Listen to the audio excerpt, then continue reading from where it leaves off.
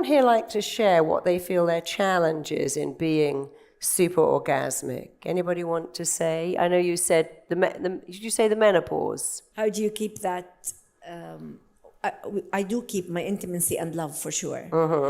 But just a question, how do you keep what you're saying at that stage in life?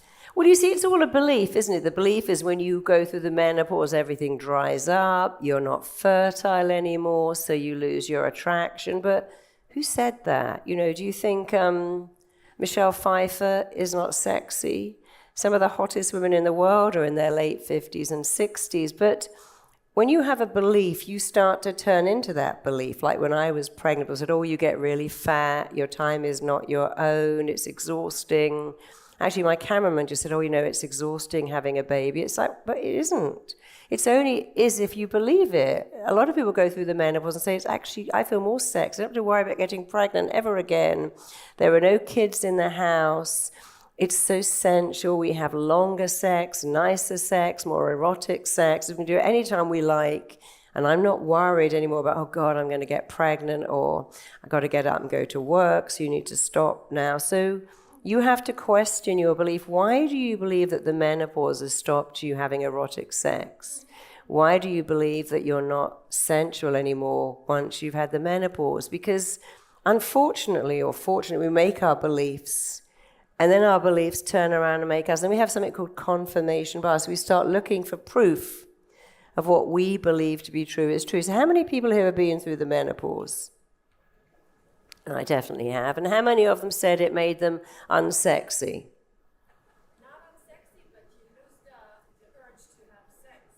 Well, This is biologically your hormones. well, I'm not sure that's true. You see, you might have been told that's true. You lose the urge to have sex.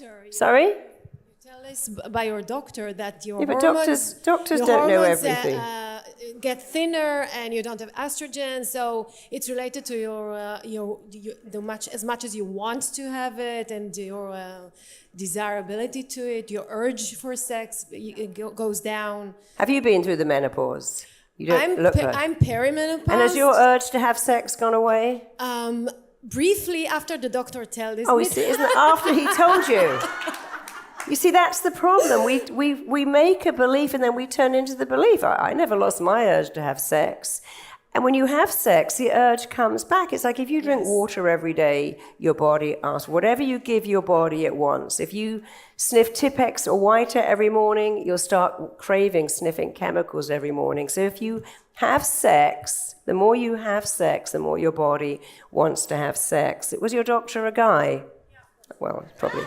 Maybe that happened. Maybe his wife used that as an excuse not to have sex with him. But it's not true. Who here has had the menopause and still likes having sex? Yeah. Anyone else? So you got 3 people in the room, maybe 4 or 5, who say that's not true. And it isn't true, but it's a belief. It's like being told you don't want to have sex when you have a baby. You don't want to have sex when you're on your period. All these things are true if you want them to be or not true. So you can have sex in the menopause. You might find that it's the symptoms of the menopause, the tiredness, the night sweats, that put you off. But when you've come through the other end of that and you're free and uninhibited, you can have masses of sex because you'll still feel desire. Your partner probably still does. There's been so many women over 45 and 50 who are massively sexy and have lots of sex. And of course, if you have lots of sex after the menopause, it will make you look younger, feel younger, act younger, which makes you more sexy. So it's absolutely a win-win. And you just got to not believe those beliefs because they are not true. But let's show you something about beliefs being true or not. Everybody stand up just for a minute. And I'm going to show you how you make your beliefs. And then your beliefs turn around and make you. I want you to, everyone take their right arm and put it out in front of them. Let me use my left. So you're all using your right arm. And all I want you to do, be careful of that. You're going to, don't do it yet. Watch me. You're going to swing your arm behind you. But you must make sure not to poke someone's breast or poke them in the eye. So let's just practice first that you can do this. It's okay if you take it over someone's head, but you're going to put your arm as far back behind you as it will go. So come back to the beginning. Everyone take their right arm and just swing it as far behind you as it will go. And take a look at where your right arm is. Make sure you mark it. See how far your right arm has gone. Bring it back. And I want you to just look at your arm, and I want you to say to your arm, because you're going to learn if you talk to an organ, it will actually respond. If you talk to any body part, it will do what you tell it. So I want you to look at your right arm and say you are super flexible. And you're about to go a third further. Just because I'm telling you to. Close your eyes and imagine all the nerves and muscles in that right shoulder opening up like cooked spaghetti. Imagine your arm going a third further. Imagine you're like Barbie or Ken, super flexible. Barbie and Ken are dolls, in case you don't know. And now, again, say to the arm, go a third further. I know you can. I know you will. Swing your arm back and just watch as it goes a whole third further. For one reason, you told it to. And now, bring your arm back, and we'll do the other arm even quicker. Take your left arm out, swing it back. Look at how far it goes. Make a point of noticing how far that arm goes. Really push it. Bring it back. We can do this much quicker. Look at your arm and say, go a third further. You're super flexible. And you're going a third further because I'm telling you to. And swing it back and watch as it goes a whole third further. So what do you think happens when you say, I can't orgasm? Thank you. Thank you.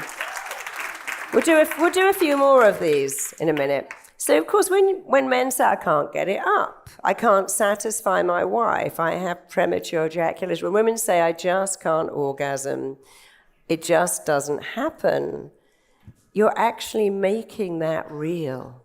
You make your beliefs, and your beliefs make you. And when you decide in your head that you are super orgasmic to the touch, you will become super orgasmic to touch. When you believe that you can have massive extended orgasms, clitoral orgasms, vaginal orgasms, G-spot orgasms, when you believe that you can have multiple orgasms, if the mind says yes, the body says yes. When the mind says no, the body follows because the mind comes first. Here's how it works. Thoughts come before everything. First you have a thought. A belief is nothing more than a thought you think all the time. So you have a thought or a belief, and that thought affects your feelings. And that in turn affects your actions and your behaviors. When you think a thought, I can't orgasm, something wrong with me, I'm not like other people. When you think that thought, which becomes a belief, it affects your feelings, your actions, your behaviors. When you think, I'm so orgasmic, I'm super orgasmic, I have multiple orgasms, massive extended orgasms, my body is so responsive, I have little electric shocks when the right person touches me or I touch myself. When you tell your body that, it will react because your mind responds to your thoughts, they come first. And that's both good and bad. The mind doesn't care if what you tell it is true or false, good or bad, useful, or it lets it in. So let me show you again how every thought you think has a physical effect on your body and indeed an emotional response. Put your hand out in front of you. Close your eyes. And just imagine you're holding half of a big, fat, juicy lemon. Just imagine you've got a powerful lemon in your hands. Put it right under your nose. Breathe in. And breathe in that gorgeous, wonderful lemon citrusy smell, because nothing smells quite like a lemon. And now squeeze that lemon so hard that all the lemon drops come to the surface. Stick out your tongue, lick off those drops of lemon. And now open your mouth and shove that half a lemon into your mouth. Push it in and start biting out all the flesh. Bite right into that lemon. Suck out the juice, swirl it around your mouth, start eating all the flesh of that lemon, start chewing and sucking and biting every segment. Chew it, suck it, extract the juice from that lemon flesh, swirl it around your mouth, and keep eating that lemon, and notice that your taste buds are now puckering and swelling, and you're starting to pump out saliva because you're eating a lemon. take your hand away from your mouth. When you're eating a lemon in your imagination or in real life, it's the same. Your mind says, you know, lemon juice is very acidic. That can ruin your teeth. You need teeth to survive because our mind hasn't worked out we can blend stuff yet. We're still modern people with a primitive brain. So your mind is pumping out saliva to a thought. Who believed that they were eating a lemon? If there was a lemon, put your hand up. And if there wasn't a lemon, put your hand up. You're both right, actually, because there wasn't a lemon, but there was. It was in your mind. Your mind didn't stop to think. It said, that's a lemon. I need to wash away the acid. And these are just neutral things. But what do you think happens when you tell yourself you are super orgasmic, that your body is super responsive to touch, that your mind is so flooded with eroticism that you have the most amazing, massive, extended orgasms, and they make your skin glow, and you look amazing. It makes your metabolic rate better, even the because orgasms are all about life, extending life, experiencing life, living life, procreating. So you must be a young, hot thing trying to make children.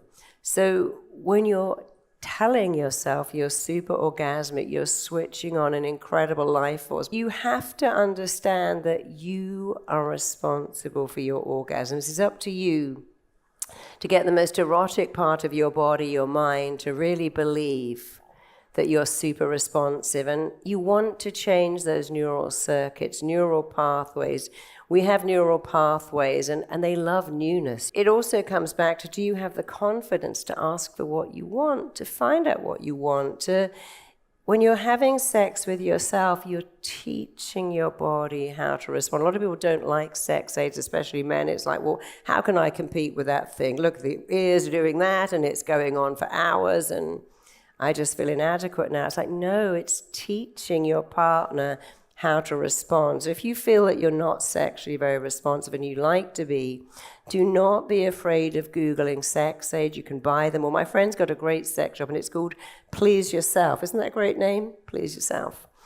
And since women start to design these things and not men, women are beginning to realize, oh, it's just a question of more stimulation and understanding what I like and using my mind. And we can all do that.